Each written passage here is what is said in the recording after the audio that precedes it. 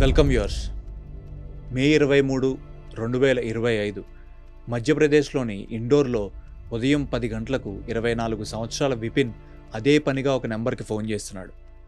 ఎన్నిసార్లు చేసినా not available అని వస్తుండడంతో విపిన్ కోపంగా తన తండ్రితో ఎన్నిసార్లు ట్రై చేసినా ఫోన్ కనెక్ట్ అవ్వడం లేదు, కనీసం అటు నుండి రాజా అయినా ఫోన్ చేయొచ్చు కదా, ఎక్కడున్నారని ఫ్యామిలీ అంతా కంగారు పడుతుందని తెలుసు కదా అని విసుక్కున్నాడు. విపిన్ ఇండోర్ పోలీస్ స్టేషన్కు వెళ్ళి, నా సోదరుడు రాజా రఘువంశీకి సోనం అనే అమ్మాయితో ఇటీవలే పెళ్ళైంది, హనీమూన్కి వాళ్ళిద్దరూ మేఘాలయ వెళ్ళారు, అక్కడికి వెళ్ళాక కూడా సేఫ్గా రీచ్ అయ్యామని ఫోన్ చేశారు. కానీ 4 days నుండి ఎన్నిసార్లు ఫోన్ చేసినా నాట్ రీచబుల్ అని వస్తుంది, మాకు చాలా భయంగా ఉందని పోలీసులకు కంప్లైంట్ చేశాడు. ఫిర్యాదు నమోదు చేసుకున్న పోలీసులు ముందుగా రాజా సోనంల మొబైల్ ఫోన్లు చివరిగా ఎక్కడ పనిచేశాయో చెక్ చేశారు. మేఘాలయలోని చెరపుంజిలో లాస్ట్ వర్కింగ్ ఏరియాగా పోలీసులు గుర్తించారు. హ్యాపీగా హనీమూన్కి వెళ్ళిన ఆ కపుల్స్కి అసలు ఏం జరిగింది, ఇండియా అంతా సంచలనం సృష్టించిన ఈ కేసు గురించి ఈరోజు ఈ వీడియోలో తెలుసుకుందాం.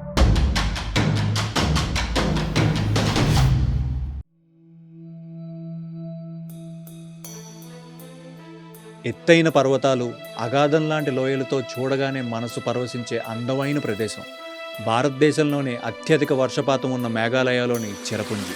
ఈ చెరపుంజి ఫేమస్ టూరిస్ట్ ప్లేస్. హనీమూన్కని చెప్పి అక్కడికి వెళ్ళిన రాజా సోనంలు అక్కడే కనిపించకుండా పోయారు. కంప్లైంట్ తీసుకున్న పోలీసులు మే 23 నుండి దర్యాప్తు ప్రారంభించి చెరపుంజిలోని అన్ని లాడ్జులను, కాటేజీలను వెతకడం ప్రారంభించారు. సీసీటీవీ ఫుటేజ్ను చెక్ చేసి నెక్స్ట్ డే వారు స్టే చేసిన లాడ్జిని ట్రేస్ చేసి వాళ్ళు దిగిన రూముకి వెళ్ళి తనిఖీ చేయగా పోలీసులకి వాళ్ళ బ్యాగులు, బట్టలు మాత్రమే కనిపించాయి. పోలీసుల దర్యాప్తులో వాళ్ళిద్దరూ ఒక రెంటల్ బైక్ తీసుకున్నారని తెలిసింది. వారు ఆ బైక్పై ఎక్కడికి వెళ్లారని తనిఖీ చేస్తుండగా ఆ బైక్ చెరపుంజిలోని ఒక కాఫీ షాప్ ముందు వదిలేసినట్టుగా తెలిసింది. ఆ చుట్టుపక్కల షాపుల వాళ్ళను, టూరిస్ట్ గైడ్ను ప్రశ్నించిన పోలీసులకు ఒక ముఖ్యమైన సమాచారం దొరికింది. రాబర్ట్ అనే టూరిస్ట్ గైడ్ కనిపించకుండా పోయిన రాజా సోనంను చూశానని చెప్పాడు. చాలామంది టూరిస్టులు వచ్చే ఈ ప్లేస్లో పర్టికులర్గా వీళ్ళిద్దరిని ఎలా గుర్తుపెట్టుకున్నామని అడిగిన పోలీసులకు ముందుగా నన్ను గైడ్గా తీసుకుని తర్వాత వేరొకరిని గైడ్గా పెట్టుకున్నామని చెప్పడంతో జరిగిన ఒక చిన్న డిస్కషన్ వలన వాళ్ళని గుర్తుపెట్టుకున్నానని ఆ గైడ్ తెలియజేశాడు. పోలీసులు టూరిస్ట్ గైడ్ చెప్పిన ప్రదేశాలన్నీ ఒక వారం పాటు వెతికినా వారికి ఎటువంటి ఆచూకీ దొరకలేదు. కానీ ఆ ఏరియాలో హనీమూన్కి వచ్చిన కపుల్ మిస్ అయినట్లుగా న్యూస్ స్ప్రెడ్ అయింది. దీనితో ఆ ఫేమస్ టూరిస్ట్ ఏరియా పేరు చెడిపోతుందని పోలీసులపై ప్రభుత్వం ఒత్తిడి పెరిగింది. స్వయంగా రాష్ట్ర ముఖ్యమంత్రి కలుగు చేసుకుని స్పెషల్ టీంని అపాయింట్ చేసి వారితో ఆ పర్వతాలు, లోయలు డ్రోన్ సహాయంతో జల్లెడ పట్టించాడు. దాని ఫలితంగా వారికి ఒక ముఖ్యమైన ఎవిడెన్స్ లభించింది. 3000 అడుగుల లోయలో జూమ్ చేసి చూడగా ఎరుపు రంగులో ఏదో చిక్కుకుని ఉన్నట్లు గుర్తించారు. జాగ్రత్తగా లోయలోకి దిగి చెక్ చేయగా అది ఎర్రపు మరకలు కరిగిన ఒక జర్కిన్గా గుర్తించారు. అక్కడ నుండి ఇంచ్ టు ఇంచ్ చెక్ చేస్తుండగా జర్కిన్ దొరికిన ప్లేస్ నుండి 300 మీటర్ల దూరంలో ఒక పొదలో పాడైపోయిన మెయిల్ డెడ్ బాడీ కనబడింది.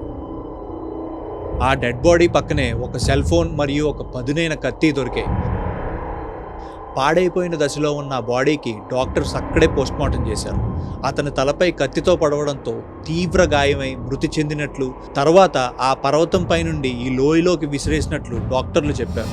9 రోజుల క్రితమే అతను మరణించినట్లు డాక్టర్లు తెలియజేశారు. మృతదేహం నుండి సేకరించిన డిఎన్ఏను రాజా తండ్రి డిఎన్ఏతో పోల్చి అక్కడ దొరికిన మొబైల్ను కూడా సాక్ష్యంగా తీసుకుని మరణించినది తాము వెతుకుతున్న 28 ఏళ్ల రాజా రఘువంశీ అని పోలీసులు కన్ఫర్మ్ చేశారు. రాజా మృతదేహం దొరికినప్పటికీ అతని భార్య సోనంకి ఏం జరిగింది, ఆమె ఎక్కడికి వెళ్ళింది అనేది ఇంకా కనుగొనబడలేదు. పోలీసులు ఇంకా ఆమెను వెతికే పనిలో ఉండగా జూన్ 9, 2025న ఉత్తరప్రదేశ్లోని గాజీపూర్లో సిటీ హైవేపై మధ్యాహ్నం 2 గంటలకు హైవేపై ఉన్న ఒక దాబాలో 25 ఏళ్ల ఒక మహిళ బ్లాక్ టీషర్ట్ అండ్ జీన్స్ ప్యాంట్లో విచారంగా ఒక కుర్చీలో కూర్చునుంది. చాలాసేపటి నుండి ఏమీ మాట్లాడకుండా అలానే కూర్చుని ఉన్న ఆ అమ్మాయిని హోటల్ ఓనర్ ఏం కావాలని అడిగాడు. ఆమె డౌట్గా భయపడుతూ అర్జెంటుగా కాల్ చేసుకోవాలి, మీ ఫోన్ ఒకసారి ఇవ్వరా అని అడిగింది. ఆ ఓనర్ ఇచ్చిన ఫోన్తో కాల్ చేసి, నాన్న నేను సోనంని, యూపీలోని గాజీపూర్లో ఉన్నాను, మీరు త్వరగా ఇక్కడికి రండి, నాకు భయంగా ఉందని కాల్ కట్ చేసి మొబైల్ ఇచ్చేసి తిరిగి అలానే డల్గా కూర్చునుంది. పోలీసుల దర్యాప్తులో తాము వెతుకుతున్న అమ్మాయి పోలికలతో గాజీపూర్లో ఒక అమ్మాయి ఉన్నట్లు సమాచారం అందుకున్న మేఘాలయ పోలీసులు అక్కడికి చేరుకుని ఆమెను ప్రశ్నించడంతో, నా పేరు సోనం, నా భర్త రాజాతో కలిసి హనీమూన్కి చిరపుంజీకి వచ్చాను. లగేజ్ రూమ్లో వదిలేసి లొకేషన్లు చూద్దామని బయటికి వచ్చినప్పుడు ముగ్గురు గుర్తు తెలియని వ్యక్తులు నా భర్త రాజాని కత్తితో పొడిచి చంపి అతని ఒంటిపై ఉన్న బంగారం తీసుకుని లోయలోకి తోసేసి నన్ను బెదిరించి నాకు మత్తుమందిచ్చి ఒక గదిలో బంధించి నా నగలను కూడా దోచుకుని హైవేపై వదిలేయడంతో నేను దగ్గరలో ఉన్న ఈ డాబాకు వచ్చి కూర్చున్నాను. ఈ ఓనర్ ఫోన్తో మా నాన్నకు కాల్ చేశానని పోలీసులకు చెప్పింది.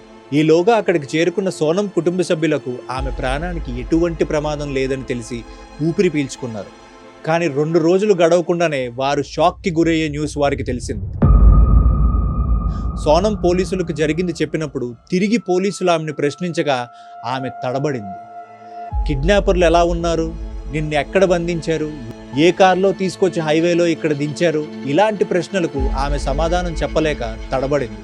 పైగా నాకిచ్చిన మత్తుబందు వల్ల నాకు ఏమీ గుర్తులేదని చెప్పింది. అనుమానం బలపడిన పోలీసులు ఆమెకు ఒక పరీక్ష నిర్వహించారు. ఆ పరీక్షలో ఆమెపై ఏ రకమైన మత్తుమందు ప్రయోగించలేదని తేలింది. సోనం కాల్ హిస్టరీని చెక్ చేసిన పోలీసులకు ఈ కేసును సాల్వ్ చేసే ఇంకొక క్లూ దొరికింది. సోనం మొబైల్ నుండి లాస్ట్ 4 monthsగా పర్టికులర్గా 4 నెంబర్లకు రెగ్యులర్గా మాట్లాడుతున్నట్లు తెలిసింది. ఆ నలుగురు రాజ్ కుష్వాహా, విశాల్, ఆనంద్ మరియు ఆకాష్. వీరు నలుగురు మొబైల్ సిగ్నల్స్ హత్య జరిగిన టైంలో అదే ప్లేస్లో ఉన్నట్లు తేలింది. ఇవన్నీ చూసిన పోలీసులు సోనంతో పాటు ఆ నలుగురిని అరెస్ట్ చేసి ప్రశ్నించడంతో నిర్ఘాంతపోయే నిజాలు వెల్లడించారు. ఇండోర్లో ప్లైవుడ్ బిజినెస్ చేస్తున్న సోనం తండ్రికి కొన్ని హెల్త్ ఇష్యూస్ వచ్చి రెస్ట్ తీసుకోవడంతో బిజినెస్ని సోనం మరియు ఆమె సోదరుడు చూసుకుంటున్నారు. 21 ఏళ్ల రాజ్ కుష్వాహా వారి ప్లైవుడ్ బిజినెస్లో అకౌంటెంట్గా జాబ్ చేస్తున్నాడు.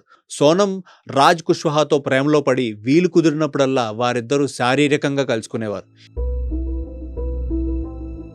ఈ పరిస్థితుల్లో ఫిబ్రవరి 2025లో సోనం తల్లిదండ్రులు ఆమెకు పెళ్లి చేద్దామని నిర్ణయించుకుని మ్యాట్రిమోనీ ద్వారా ఇండోర్లో ట్రాన్స్పోర్ట్ బిజినెస్ చేస్తున్న రాజా రఘువంశీని చూశారు. అతను మిలియనీర్ మరియు సోనంకు సరైన జోడీ అని నిర్ణయించుకున్నారు. ఇది విన్న సోనం తాను రాజ్ కుష్వాహాను ప్రేమిస్తున్నానని, అతనినే పెళ్లి చేసుకుంటానని, నాకు ఈ పెళ్లి వద్దు అని తన తల్లికి చెప్పింది. రాజ్ కుష్వాహా సోనం కంటే 4 ఏళ్లు చిన్నవాడు. అతని కులం, హోదా మనకంటే తక్కువని ఆమె ప్రేమను నిరాకరించింది. నీ తండ్రి అనారోగ్యంతో ఉన్నాడు, నీ పెళ్లి చూడాలని కోరుకుంటున్నాడు అని సోనం తల్లి బలవంతంగా ఒప్పించి నిశ్చితార్థం జరిపించింది. అదే సమయంలో సోనం మూర్ఖంగా ఒక దురాలోచన చేసింది. పెళ్లి చేసుకున్న వెంటనే హనీమూన్కు వెళ్ళి రాజాని చంపి రాజ్ కుష్వాహాతో జీవించాలని నిర్ణయించుకుని తన ప్రియుడు రాజ్ కుష్వాహాకు ఇది చెప్పి అతను స్కూల్ ఫ్రెండ్స్ ఇంకొక 3 ఈ ప్లాన్లో చేర్చి రాజాను చంపడానికి ఒక ప్లాన్ వేసుకున్నారు. మే 11న రాజా సోనంల పెళ్లి జరిగింది.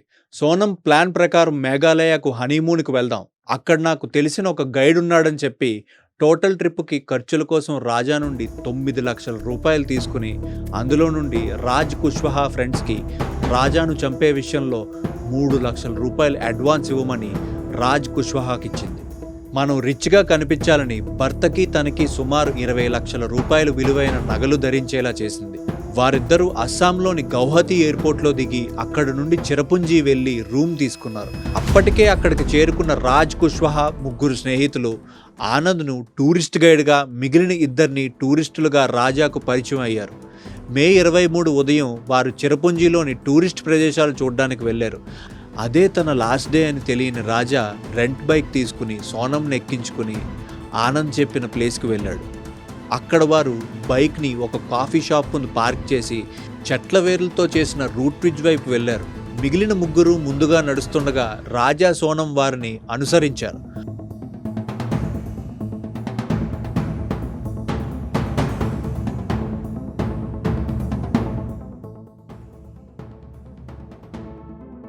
ఆ ప్రదేశంలో టూరిస్టుల రష్ బాగా తక్కువగా ఉంది. ఇంకా లోన్లీగా ఉన్న ప్లేస్ కోసం వెతుకుతున్న సోనంకు కొంచెం ముందుకు వెళ్ళగానే 3000 అడుగుల లోతైన లోయ కనిపించింది. అక్కడ మానవ సంచారం లేదు. సోనం ఆ ప్లేస్ని కరెక్ట్ అయినదిగా గుర్తించి మిగిలిన వారికి సంకేతం ఇచ్చినట్లుగా దగ్గింది.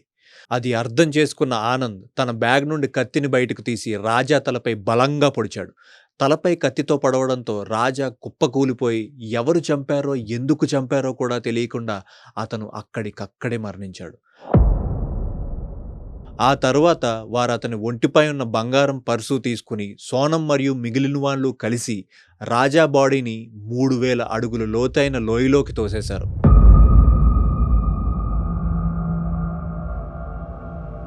సోనం రాజ్ కుష్వాహా తమ ప్లాన్ ప్రకారం అంతా జరిగిందని, ఇంకెవరూ తమని విడదీయలేరని భావించి కొన్నాళ్ళు ఒక ఇంటిని అద్దెకి తీసుకుని కలిసి ఉన్నారు.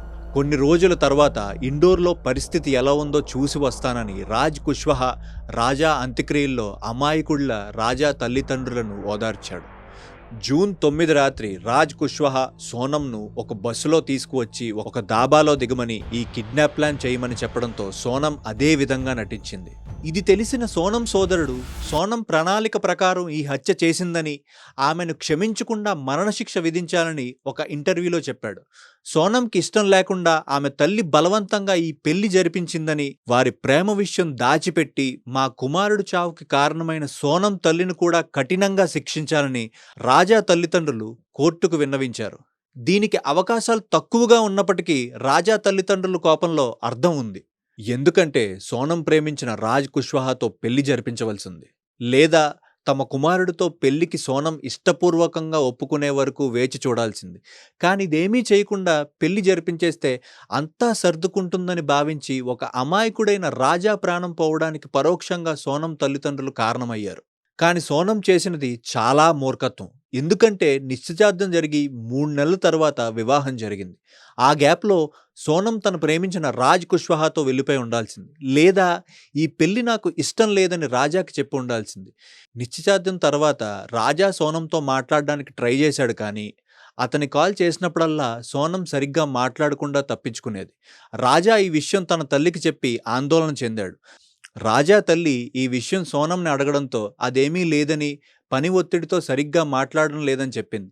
కానీ కనీసం రాజా తల్లికైనా తన ప్రేమ సంగతి తెలియజేయాల్సింది. పెళ్లి జరిగే సమయంలో కూడా సోనంలో ఉత్సాహం లేకపోవడంతో అనుమానించిన రాజా సోనంను అడగడంతో ఇన్నాళ్ళు పెరిగిన ఇంటిని, తల్లిదండ్రుల్ని వదిలి రావడం బెంగగా ఉందని చెప్పింది. సోనం తన ప్రేమ కోసం ఈ సంఘటనలో ఏ రకంగా ప్రమేయం లేని రాజాను హత్య చేసింది. సోనంకి ఇష్టం లేకపోతే పెళ్ళైన తర్వాత రాజాని వదిలేయాల్సింది, లేదా విడాకులు ఇవ్వాల్సింది. అంతేగాని హత్య అన్నిటికీ పరిష్కారం కాదు కదా. ఇప్పుడు చూడు, రాజాని హత్య చేసి నువ్వు సాధించిందేంటి? జీవితాంతం జైల్లో ఉండడం తప్ప. ఇలాంటి మరిన్ని ఇంట్రెస్టింగ్ వీడియోస్ కోసం మన స్పాట్ ఛానల్ని వెంటనే సబ్స్క్రైబ్ చేసుకోండి.